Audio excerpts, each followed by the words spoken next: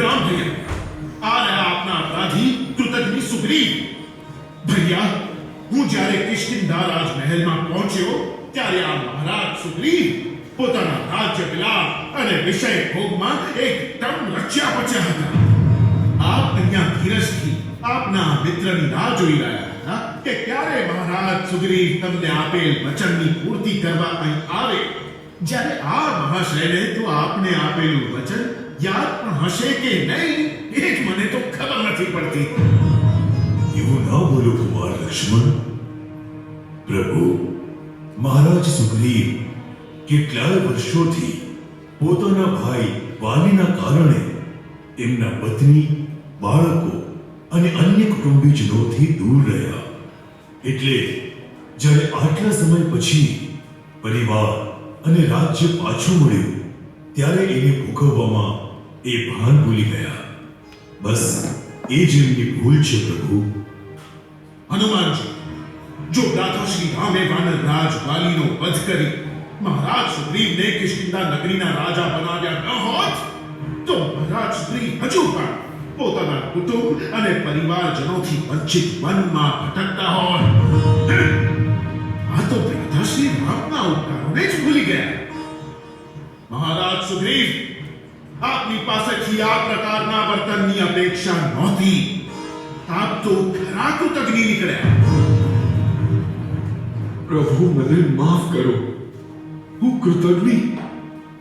આપે મારા પર કરેલા ઉપકારોને ભૂલી ગયો. મારી વિષય સુખ અને વાસનાની આંધળી દોટ પાછળ આપના દુઃખને અને આપના આપેલા વચનને ભૂલી ગયો. હું તો મારા રાજ્ય સુખ અને ભોગ વિલાસ ભોગવતો રહ્યો અને આપ અહીંયા વનમાં મારી મહિનાઓ સુધી પ્રતીક્ષા કરતા રહ્યા. પ્રભુ, હું જાણું છું કે હું આપની માફી માંગવાને પણ લાયક નથી, પણ આપ તો દયાળુ છો, શરણાગત વત્સલ છો. મને એક નાદાન વાનર સમજી માફ કરો પ્રભુ, મને માફ કરો. મહારાજ સુગ્રીવ, ઉઠો. આપ તો અમારા મિત્ર છો. આપનું સ્થાન અમારા ચરણોમાં નહીં, અમારા હૃદયમાં છે. આપ કોઈ વાતનું દુઃખ મનમાં રાખશો નહીં. અમારા મનમાં આપના પ્રત્યે કોઈ દ્વેષ કે ક્રોધ નથી. ભૈયા, આપ એને માફ કરો છો? ભૈયા, બ્રહ્માજી કહે છે ગૌ હત્યા, સુરાપાન, ચોરી આ બધા પાપોનું પ્રાયશ્ચિત શાસ્ત્રોમાં બતાવ્યું છે. પણ કર્યા ઉપકારને ભૂલી જઈ વચન ભંગ કરનાર કૃતજ્ઞનું શાસ્ત્રોમાં કોઈ પ્રાયશ્ચિત નથી. તેથી ભૈયા, આ મહારાજ સુગ્રીવનો આ અપરાધ માફીને નહીં પરંતુ દંડને પાત્ર છે. લક્ષ્મણ, શાસ્ત્રોમાં તો એમ પણ કહ્યું છે કે ક્ષમા વીરસ્ય ભૂષણ. ક્ષમા તો વીરોનું આભૂષણ છે. વળી મહારાજ સુગ્રીવને પણ આપણા કારણે મહાબલી વાલી તરફથી યુદ્ધમાં પ્રચંડ માર અને હાર સહન કરવા પડ્યા છે. કારણ કે વચન આપીને આપણે પણ ઘણી વાર મહાબલી વાલીનો વધ કરવામાં નિષ્ફળ રહ્યા. તો પણ મહારાજ સુગ્રીવે આપણા પર વિશ્વાસ રાખ્યો. તો પછી આપણે પણ તેમને તેમની ભૂલ બદલ ક્ષમા આપવી જ રહી.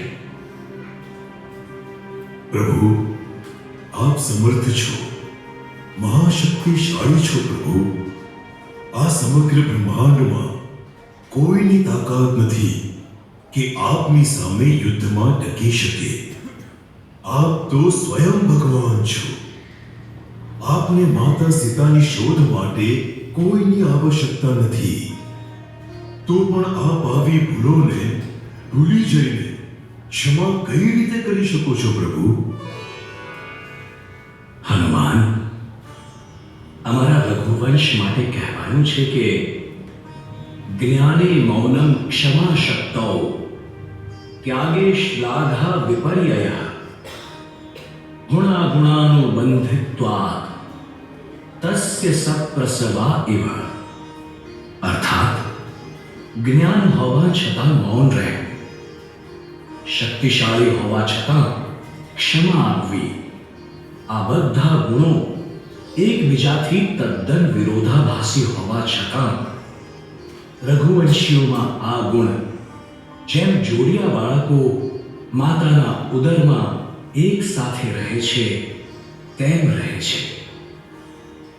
હે પરમ કૃપાળુ, હે પરમાત્મા, હે ક્ષમાનિધાન, મારા જેવા કૃતજ્ઞ, ચંચળ, સ્વભાવ દોષે યુક્ત એક સામાન્ય વાનરને પણ આપ મારો અપરાધ ભૂલીને ક્ષમારૂપી વરદાન આપી શકો છો.